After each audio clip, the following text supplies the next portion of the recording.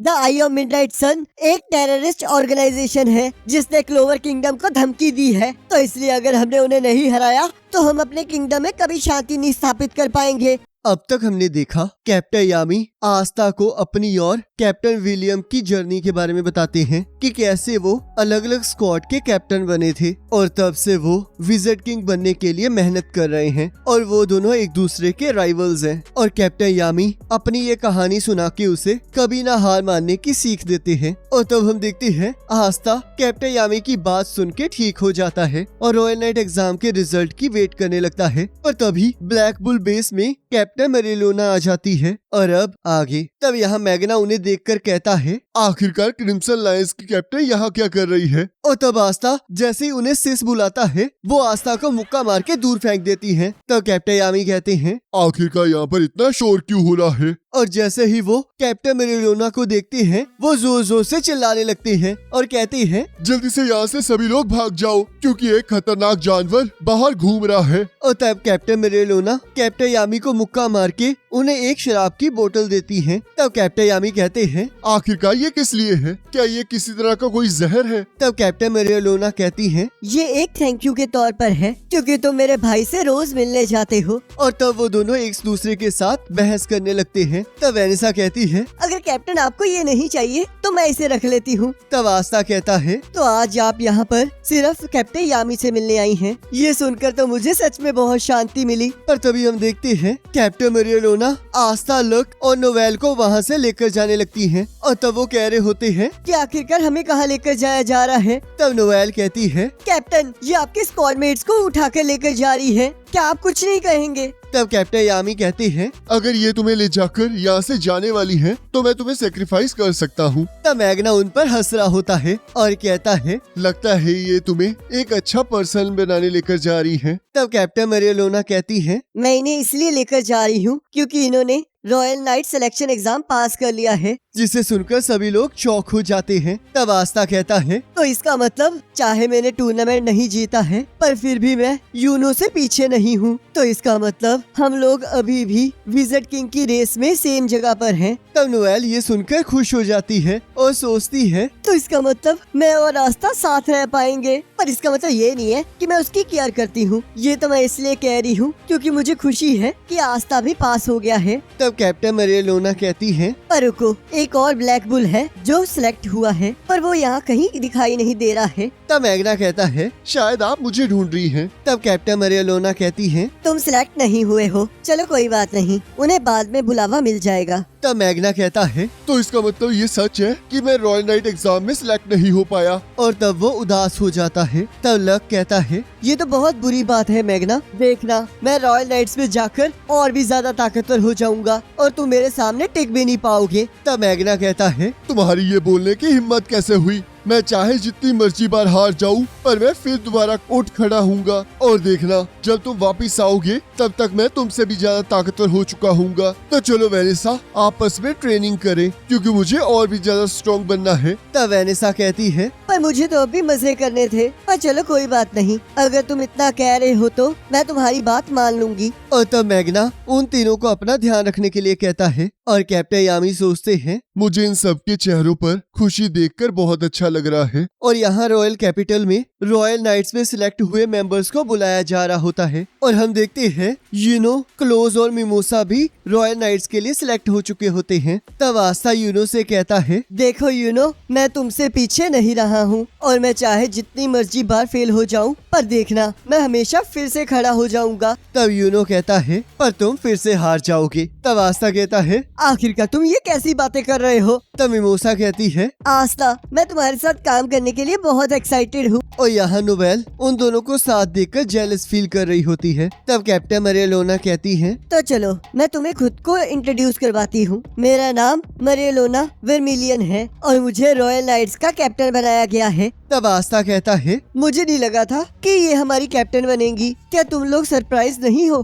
तब नोएल कहती है, मुझे तो पहले ही पता था क्योंकि ये हमें लेने भी आई थी और इन्होंने हमारी अटेंडेंस भी ली है। तब यहाँ क्लाउस सोचता है, मैं चाहता था कि कैप्टन विलियम रॉयल नाइट्स के कैप्टन बने और वो रॉयल कैपिटल के सुरक्षा करने वाले ट्रूप्स के लीडर हैं, तो इसलिए वो यहाँ नहीं आ सकते। तब कैप्टन मरियलोना कहती हैं, तो तुम 16 लोग रॉयल नाइट्स में सिलेक्ट हो गए हो, तो अगर तुम्हें कोई ऑब्जेक्शन नहीं है तो फिर अब से लेकर द आई ऑफ मिडनाइट सन को खत्म करने तक तुम्हारी जिंदगियां मेरे हाथों में है। पर रुको, तुम में से कोई मिसिंग लग रहा है। क्या वो लेट आकर मुझे डिसरिस्पेक्ट कर रहा है? और तभी हम देखते हैं जोरा वहाँ आ जाता है और कैप्टन मरियलोना उस पर हमला कर देती है, पर वो अपने ट्रैप मैजिक से उनके हमले को उनकी तरफ ही रिफ्लेक्ट कर देता है। पर हम देखते हैं कैप्टन मरियलोना को कुछ नहीं होता और वो कहती है, तो वो तुम हो जो मुझे डिसरिस्पेक्ट कर रहे हो। तब जोरा कहता है, ऐसी बात नहीं है, मैं तो बस ये देखना चाहता था कि जिनके हाथों में मेरी लाइफ है वो कितनी स्ट्रॉन्ग है। तब आस्था कहता है, तो तुम फिर से आ गए। पर रुको, तुमने ब्लैक बुल का रूप क्यों पहन रखा है? तब जोरा कहता है, मैंने इसे इसलिए पहन रखा है क्योंकि मैं ब्लैक बुल्स का ही मेंबर हूँ। जिसे सुनकर आस्था और नोवेल हैरान हो जाते हैं। तब नोवेल कहती है, इसे थोड़ा एक्सप्लेन करो। तब जोरा कहता है, बहुत टाइम पहले की बात है, जब मैं कोई रीजन के कारण कुछ मैजिक नाइट्स को धूल चटा रहा था, और जब मैं ये कर रहा था तब मुझे एक बहुत खतरनाक मॉन्स्टर मिला और उसने मुझे बहुत बुरी तरह पीटा। और तब हमें पास्ट में दिखाया जाता है कि वो मॉन्स्टर और कोई नहीं कैप्टन यामी होते हैं और वो जोरा को ब्लैक बुल्स का रूप देकर कहते हैं, मुझे तुम पसंद आए तो इसलिए मैं तुम्हें ये दे रहा हूँ। अगर तुम्हें ये ना पसंद आए तो इसे फेंक देना। तब जोरा कहता है, क्या तुम पागल हो? इसे तुम ऐसे नहीं बांट सकते। तब कैप्टन यामी कहते हैं, तो तुम्हें इस बात की समझ है, तो अगर तुम चाहो तो इसे अभी पहन सकते हो, और या फिर इसे तब पहनना जब तुम्हें लगे कि इसे पहनना सही रहेगा। तब प्रेजेंट में जोरा कहता है, और इसी तरह यामी ने मुझे अपनी स्क्वाड में भर्ती कर लिया। तब आस्था कहता है, ये बिल्कुल भी सही बात नहीं है ज़र्क्स। तुम्हें पता भी है मैंने इसे पाने के लिए कितनी मेहनत की है।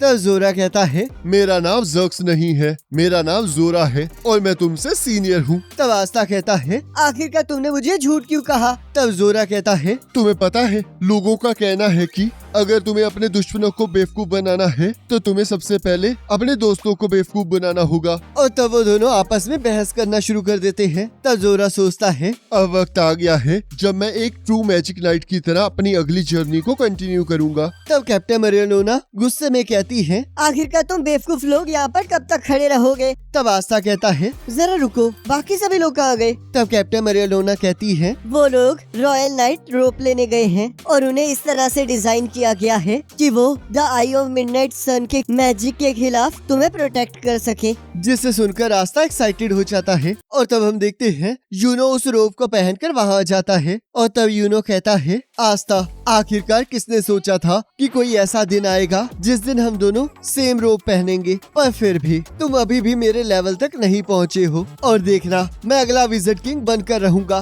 तब आस्था कहता है, ऐसा कुछ नहीं होगा क्योंकि मैं अगला विजिट किंग बनने वाला हूँ। और तब हम देखते हैं सभी लोग रॉयल नाइट्स के रोब्स को पहनकर वहाँ आ जाते हैं और तब सभी लोग उसे पहनकर बहुत खुश हो रहे होते हैं। तब आस्था कहता है, आखिरकार मेरी ड्रेस इतनी छोटी क्यों है? तब कैप्टन मरियलोना कहती है, क्योंकि हमने कुछ एडिशनल मेंबर्स के लिए कपड़े बनवाए थे, जिस वजह से तुम्हारी बारी में फैब्रिक खत्म हो गया। तब सभी लोग पूछते हैं, आखिरकार वो कौन है? तब कैप्टन मरियलोना कहती है, चाहे इन लोगों ने एग्जाम नहीं दिया है पर ये हमारे प्लान को सक्सेसफुल करने में एक क्रूशियल रोल प्ले करेंगे और ये है कोब एंड शीरन। शीरन के सैंड मैजिक की मदद से ये एनिमी बेस का एक मॉडल बना सकता है और इसका मैजिक उनके मैजिक लेवल्स को भी बता सकता है और कोब हमें स्पेशल मैजिक की मदद से कहीं भी ले जा सकता है। और इसे इसलिए ऐड किया गया क्योंकि फिनरल अभी भी अपनी इंजरी से रिकवर नहीं हुआ है। और अब लास्ट में कैप्टन नोज़ेल भी हमें इस फाइट में ज्वाइन करेंगे। नोज़ेल, मुझे तो लगा था तुम मेरे ऑफर को एक्सेप्ट नहीं करोगे, तो आखिरकार तुमने अपना मन कैसे बदला?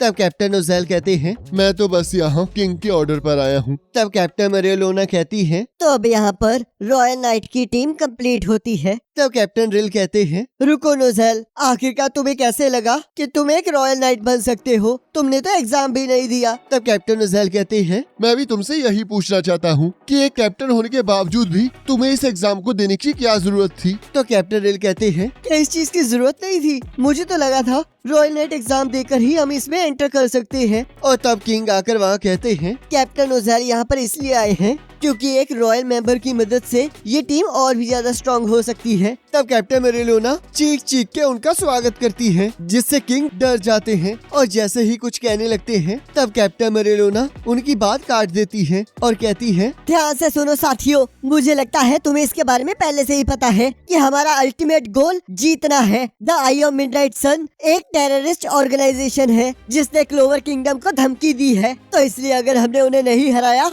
तो हम अपने किंगडम में कभी शांति नहीं स्थापित कर पाएंगे। चाहे हमने उन्हें तब हराया था जब इन्होंने रॉयल कैपिटल पर हमला किया था, पर उसमें हमारा भी बहुत लॉस हुआ था, जिसमें मेरा भाई भी घायल हुआ था और वो अब तक रिकवर नहीं हो सका है। और हमें उनके कैद किए मेंबर से पता चला था कि उनका लीडर लिच है, जिसके पास 4 लीफ क्लोवर है और उनके 3 खतरनाक मेंबर हैं जिन्हें थर्ड आई कहा जाता है। पर उनका ये सब कुछ करने का रीजन हमें अभी तक नहीं पता चला है और हमें बस ये पता चला है कि वो मैजिकल स्टोन्स को इकट्ठा करके अपनी ट्रू फॉर्म्स को वापस लाना चाहते हैं ताकि वो अपनी पूरी पावर से हमला कर सके। और अब उन्हें बस 3 स्टोन्स चाहिए और हम उनमें से बस 2 ढूंढ पाए हैं और उसमें से एक को पाने के लिए हमने उनमें से एक मेंबर वेटो को हरा दिया है और दूसरे स्टोन को पाने के लिए हमने उनके दूसरे मेंबर फाना को भी हरा दिया है। और अब सिर्फ तीसरा मेंबर राया ही बचा है जिसके पास कॉपी मैजिक है और बैटल में वो और लिच